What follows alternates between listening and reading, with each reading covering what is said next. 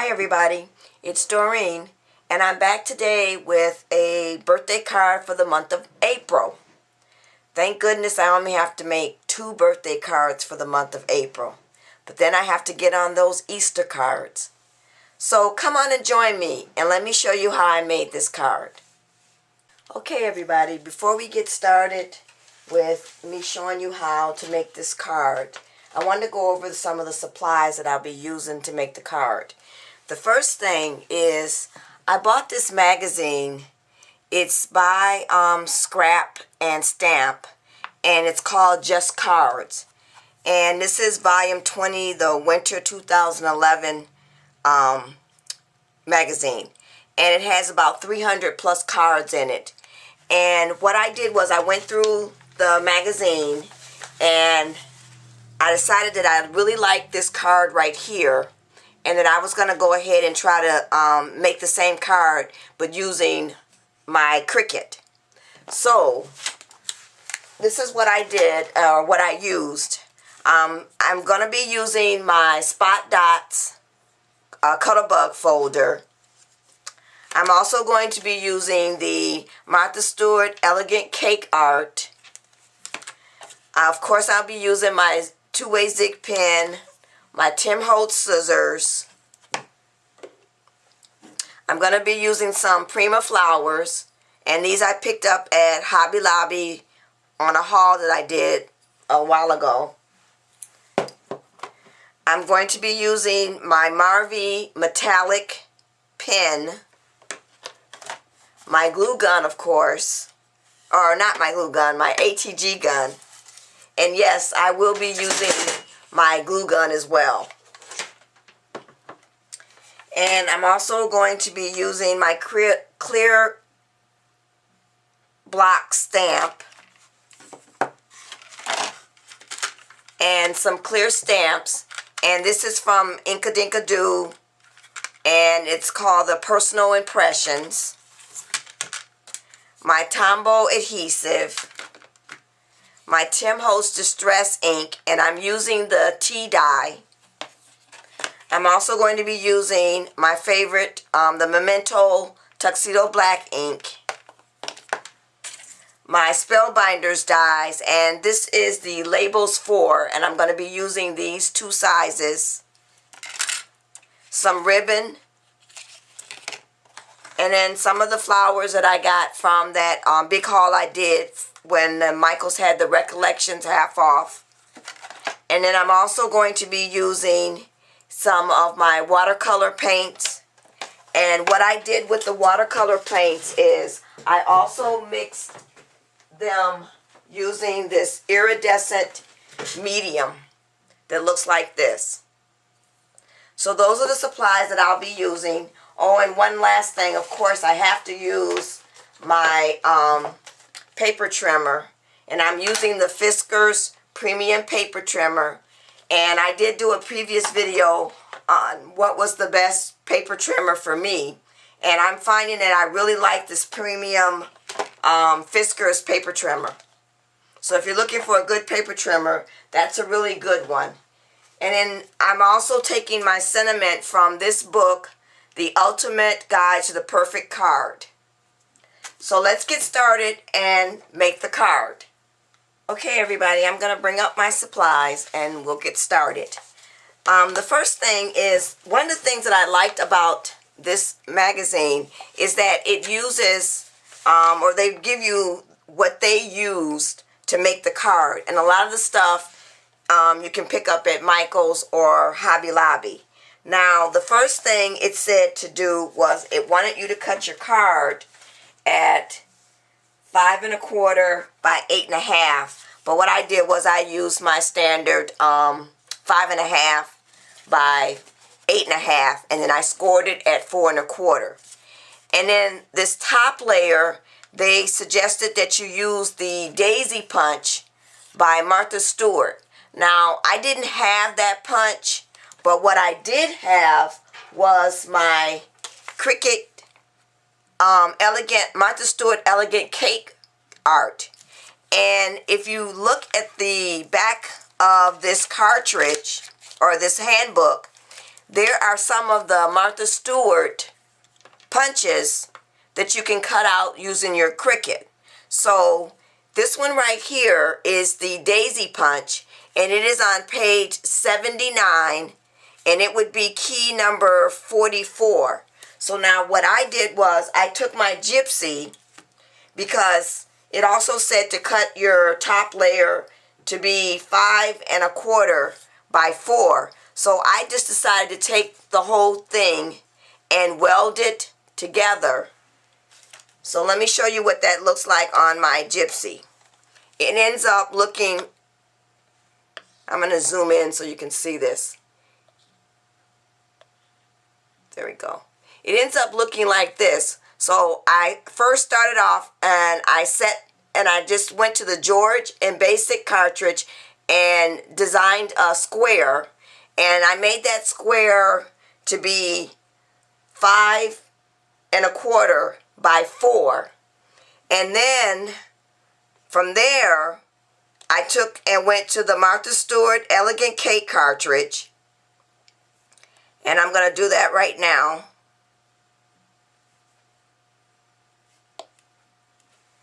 And as I said, it is key number 44, which is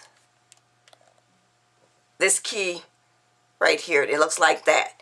So I took and I cut out the icon that says phrase, and I just cut it, or I measured it out to be the width of my card, which was 5 1/4. But then when I did that, it didn't come out the same length. So I ended up taking it and making it the width 6.30. So you can make that 6 1/4 if you don't have a gypsy. And then I made, that's for the width. And then for the height, I left it the way it was. I believe I actually cut that at 1 inch, or set that at 1 inch. But then I took and reduced, I welded it all together. I'm going to make it just a little bigger.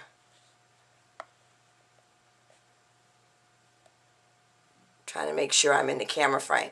I then just welded it together, and then I reduced the size to make it end up being 4 inches wide, or 4 inches tall by 6 1/4. And then once I cut it out, I then just went ahead, because there was an overhang on my bottom layer, or my base of my card. Since I had that overhang, I just took my X-Acto knife and I laid my card out and flipped it over, and then I just cut the overhang off. And it ended up being like this. So I think this is a really good cartridge to pick up. And I actually got it at Michael's. They were getting rid of their Cricut Cake. The Cricut Cake, the cartridges, everything to do with the Cricut Cake, because they said that it wasn't selling. So I actually was able to pick this up for $7, which wasn't bad considering it originally was $89.99. So I thought that was a good deal. And I like the fact that some of the punches are right here in the cartridge. So let me move on. Okay, so now the next thing I did was I cut the next layer, which is 5 by 3 inches wide. And I just cut this on some white cardstock, and I ran it through my Bloom Cutterbug folder. I believe I said earlier that I was using the spot dots, but this is actually the Bloom Cutterbug folder. So, and then as you can see in the picture, they have trimmed along the white cardstock using a gold pen, and I didn't have that, so I just took my Marvy copper colored pen, metallic pen, and I ran that along my edges. So now I'm going to go ahead and add that to the card, and I'm going to use my ATG gun to add that. So I'm going to make sure I get my tape on the edges and then down in the middle. And I've opened up my card, so I'm just going to go ahead now and flip this over. And I'm going to just lay that down.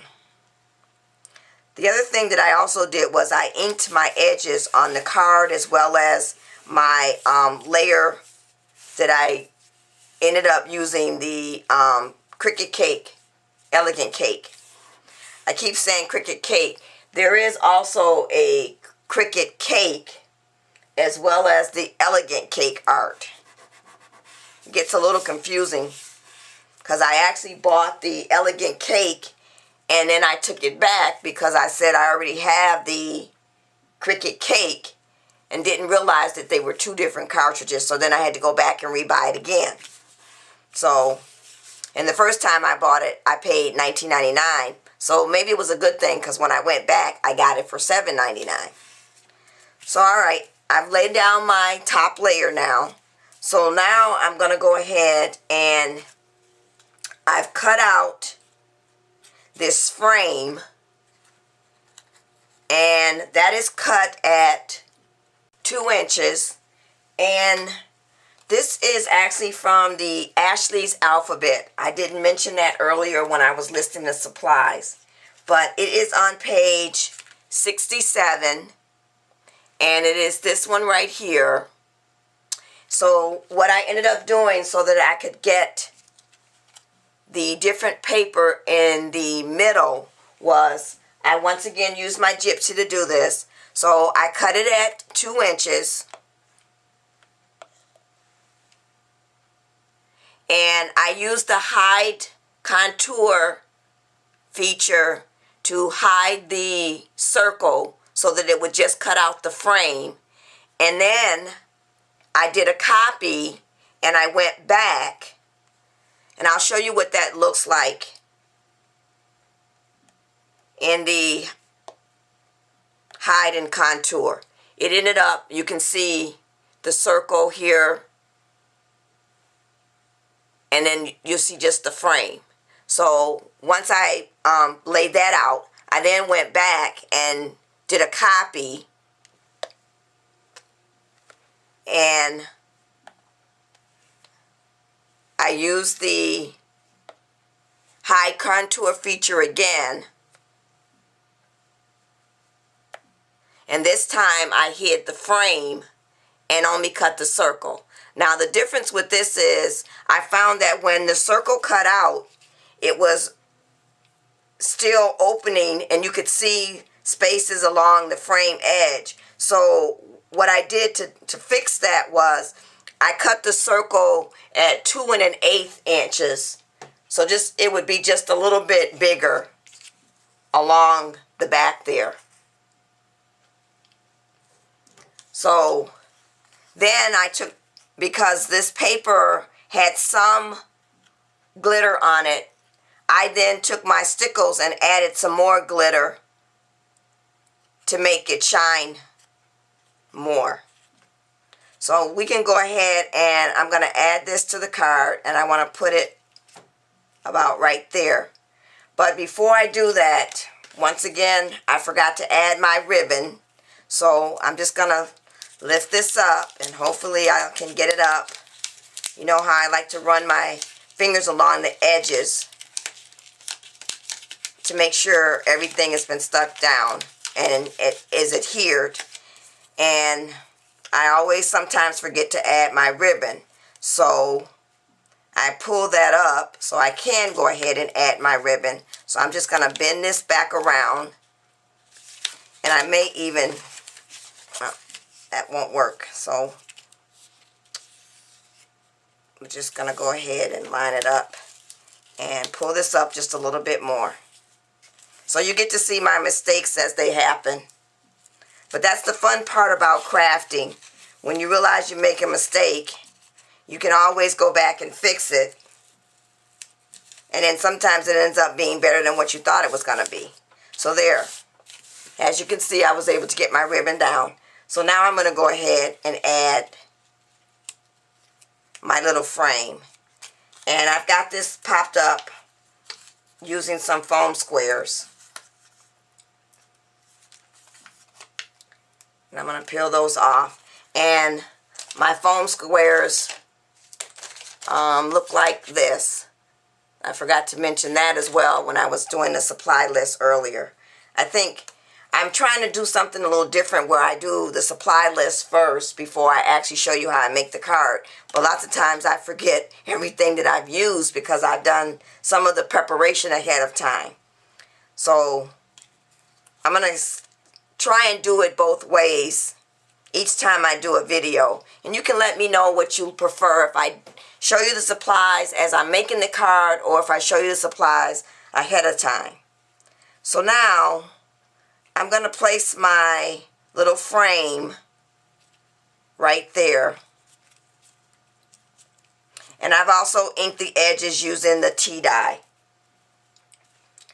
So now the next thing I want to add on the front of the card is, because I decided to go ahead and use my Cut-A-Bug folder, I didn't want to stamp on this. So what I did was I stamped out the happy birthday, and then I took my EK Success, this punch, and sorry for the glare, and this is 1 1/4 by 2 inches, and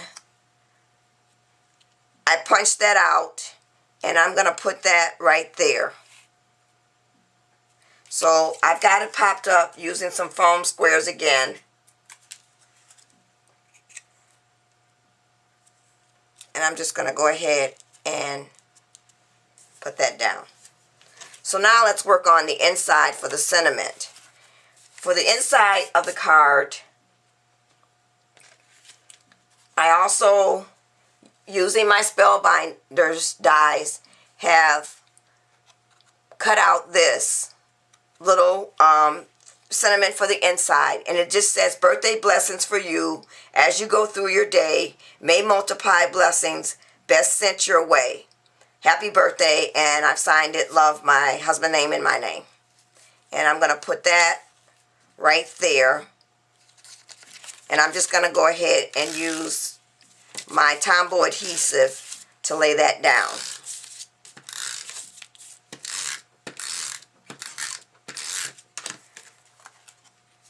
And I also inked my edges on both using the tea dye. Now I did have one other little thing that I wanted to add, and that is I wanted to put this flower. I think if I put it there, I kind of cover up my little frame in the circle, so maybe I'll attach it over here. Actually, I think I like it better inside here. So now, this flower is the Prima flowers that I showed earlier, and they come and they look like so, like that. That one, the leaf is kind of bent up, so it looks like that. So now what I did was I used the watercolor paints and the iridescent medium to just give it some more glitter shine.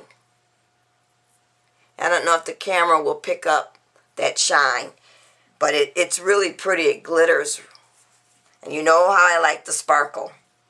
So I also did the pink one like that as well. And then I took the Recollections flower and did that for that one as well. So now let's go ahead and use the glue gun to put these all together.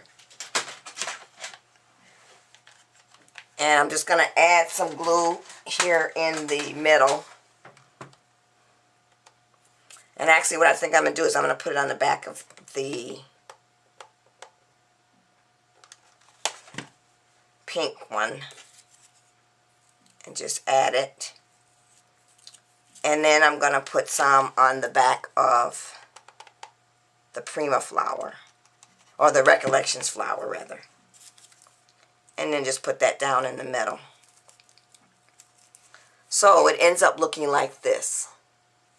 And then you can take and fluff up I kind of bend the flowers up a little bit, the petals. And then I'm just going to put some glue on the back using my glue gun and just add that. I think I'll add it up there rather than in the middle. Yeah, I like that better. Okay, so now I did have something that I wanted to add over here. That's why I didn't want to put the flower there. Of course, you know, it's already shiny, but you know, there's something that I just have to add. And I think, there, that was coming up from when I put it up from before. So I'm just going to go ahead and take my finger and run it along there. But I have to add that bling. So I'm going to move my HED gun out the way and go ahead and put down my bling. So I'm going to add some glue using my heat gun. And I want to put one there. And I'm going to line these up first so I can see what that looks like before I put it down. So I think I want to put one more.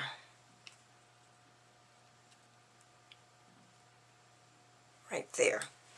Okay, so let's go ahead and add these. And I probably should use some glossy accents because this glue gun does get hot. And I have burned my finger a few times. As my husband tells me all the time, your crafting seems to be getting dangerous. Either you're burning yourself with the glue gun or you're sticking yourself in the finger with your X-Acto knife. But I always tell them, it's all in good fun. So now I got to get those glue stragglers out the way. There. So this is my birthday card for my husband's niece. And this is the one that was in the Just Cards magazine. So, I think I almost did it and got it similar to that one. But that's what crafting is all about. You take an idea and then you make it your own. Thanks for watching, everybody. Bye.